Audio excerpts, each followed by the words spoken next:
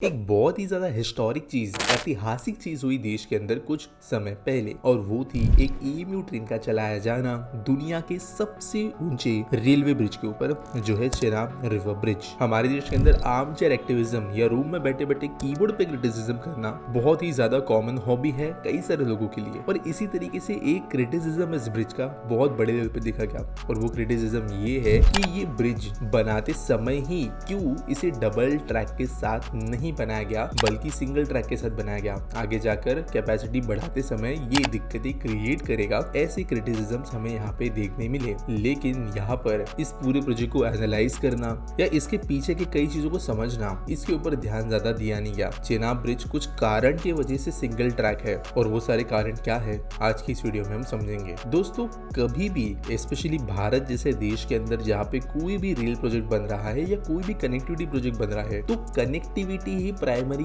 M होता है capacity के पहले, स्पेशली उन रीजन्स के लिए जहाँ पर वैसे भी कनेक्टिविटी नहीं है। अगर आप कोई छोटे से गांव में जाना है जो बहुत किसी रिमोट जंगल में मौजूद है और वहाँ पे कोई रोड नहीं जाती, तो उन लोगों को फर्क नहीं पड़ेगा कि वहाँ पे कोई एक्सप्रेसवे आ रहा है कि 4 लेन रोड आ रहा है, और रोड आ रहा है ये उनके लिए ज्यादा महत्वपूर्ण है। अगर हम करेंटली कटरा के आगे देखें तो वहाँ की पॉपुलेशन कम है और मेन इंडिया से अनकनेक्टेड रही है लंबे समय से। इनफैक्ट रोड्स भी जो है वो सर्दियों के समय पर बंद हो जाते हैं। एयर कनेक्टिविटी अकेला माध्यम है जो सबको अफोर्डेबल नहीं है। जो पूरा का पूरा सेक्शन है जिसके ऊपर चेनाब रिवर ब्रिज आता है, उधमपुर श्रीनगर बारामूला रेलवे लाइन, यहाँ पे कटरा के आगे का हिस्सा बहुत डिफिकल्ट टेरेन में से जाता है, ऐसे एरियाज में से जाता है जहाँ पर पॉपुलेशन डेंसिटी बहुत कम है, और इसकी वजह से फ्यूचर डिमांड रेलवेज की यहाँ पर वैसे भी कोई मुंबई दिल्ली कलकत्ता जैसी नहीं होने वाली। लेकिन चलो अगर मान भी ले कि हम फ्यूचर में ऐसा सोचते कि अरे बहुत डेवलपमेंट हो जाएगी, बहुत ज्यादा लोग यहाँ पे रहने को चले जाएंगे, बहुत जरूरी हो जाएगा, डबल ट्रैक अभी से बना देते, तो यहाँ पर समझते हैं एक और सेकंड मेजर फैक्टर को, जो इनफैक्ट सबसे मेजर फैक्टर है, और वो है कॉस्ट। अकेला जो चेनाब रिवर ब्रिज है, इसको बनाने की कॉस्ट तकरीबन 1486 करोड़ रुपीस की है। और यहाँ पर मैं सिर्फ ब्रिज कॉस्ट की बात कर रहा हूँ। अगर इस ब्रिज को देखें तो इसके दोनों तरफ में आपको टनल्स देखने मिलेगी पहाड़ के भीतर से, जो काफी लंबी टनल्स है। तो अगर मान के चले कि अगर डबल लाइन का ब्रिज बनता तो ऑब्वियसली टनल्स भी यहाँ पर डबल लाइन बनानी पड़ती, यानी कि यहाँ पर 2 एक्स्ट्रा टनल्स और 1 एक्स्ट्रा ब्रिज का कॉस्ट बढ़ जाता, जो कि इजीली थाउजेंड्स ऑफ करोड़ में बढ़ता। यही चीज अगर हम पूरे के पूरे लाइन को एक्सटेंड कर दे, पूरा सेक्शन कटरा के आगे से लेके पूरा का पूरा बनिहाल तक, तो यहाँ पर प्रोजेक्ट कॉस्ट जो है वो इजीली डबल से भी ज्यादा हो जाता। Double stations, double side lines, double loop lines, और उसके बाद में आने वाले समय में डबल मेंटेनेंस वगैरह भी। तो ऐसे जगह पर अभी से पैसे इन्वेस्ट करना बहुत बड़ी बात है। तो वो सेम चीज हो गई कि अगर कंस्ट्रेंट तरीके से चीजें बनाना ही कनेक्टिविटी देने का बेस्ट ऑप्शन है, तो वो दे दिया जाए, क्योंकि कैपेसिटी बढ़ाने का काम दशकों बाद भी किया जा सकता है, जबकि जीरो कैपेसिटी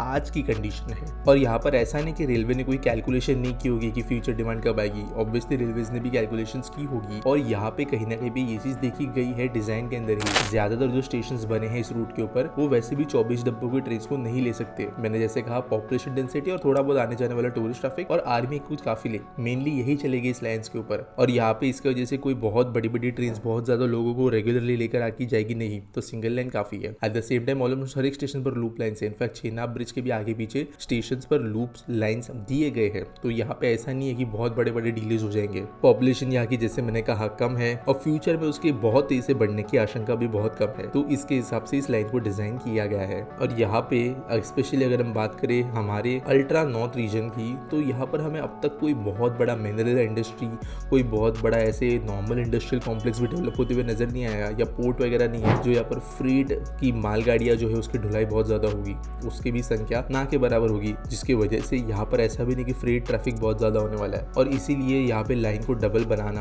अभी सेंस नहीं बनाता है। एट द सेम टाइम अगर हम देखें तो यहाँ पर मेंटेनेंस एक बहुत जरूरी चीज है। सिग्नलिंग सिस्टम्स हो गए, प्लेटफॉर्म्स हो गए, ट्रैक का नॉर्मल मेंटेनेंस हो गया, ओवरहेड वायर्स का मेंटेनेंस हो गया, अलग अलग चीजें हो गई। सबको बनाते समय भी और मेंटेन करते समय भी ज्यादा समय लगेगा अगर उनको डबल बनाया जाए, और ज्यादा समय लगेगा अगर वो डबल लाइन को मेंटेन करने की जरूरत पड़े तो। और ये कोई छोटा गटर के ऊपर का ब्रिज नहीं है जो कि 6 महीने के भीतर के बंदर बना के उसका काम हम ले ले। ये एक बहुत डिफिकल्ट टेरेन के ऊपर बना हुआ बहुत ही ज्यादा बड़ा एंड यूनिक इंजीनियरिंग मार्वल है, जिसको रेप्लिकेट कर पाना, डबल कैपेसिटी में बनाना अपने आप में एक बहुत बड़ा चैलेंज होगा। क्या हमें फ्यूचर में कोई डबलिंग देखने मिल सकती है, उसके बारे में अभी तो नहीं कह सकते, लेकिन प्रोबेबली 10-15 साल के अंदर तो ये चीजें प्रोबेबली नहीं होगी, क्योंकि उतनी कैपेसिटी की जरूरत नहीं है। ये लाइन ऑलमोस्ट जो है देश के बॉर्डर तक जाती है, उस रीजन तक तक, जिसके आगे ट्रेन लूप में नहीं चलती। फॉर एग्जाम्पल, अगर आप मुंबई के जियोग्राफी को समझते हो तो जो ट्रेन है आउट स्टेशन वाली, वो बहुत कम ट्रेन जो है वो लोकमान्य तिलक टर्मिनस जाती है, जो कि एक टर्मिनस है। क्यों? क्योंकि उसके आगे ट्रेन जाती नहीं है, तो लोकल ट्रेन वहाँ पे भी नहीं जाती और कोई लूप नहीं होता ट्रेन, तो यहाँ पे पासिंग ट्रेन का कोई सवाल नहीं है। इसके लिए कटरा के आगे भी ये लाइन जब खत्म हो जाती है तो जो सारे स्टेशन होंगे वहाँ पर खत्म होने वाली ट्रेन जाएगी और सारी ट्रेन का एंड जो है वो बनियाल में हो जाएगा। टर्मिनेशन यहाँ पे होगा बॉर्डर के कुछ पहले ही। तो यहाँ पे वैसे भी और कैपेसिटी नहीं बढ़ेगी, प्लेटफॉर्म के हिसाब से ही कैपेसिटी रहेगी। उम्मीद करता हूँ आपको वीडियो अच्छी लगी होगी। आपको क्या लगता है कमेंट सेक्शन में जरूर बताना। मिलेंगे अगले वीडियो में।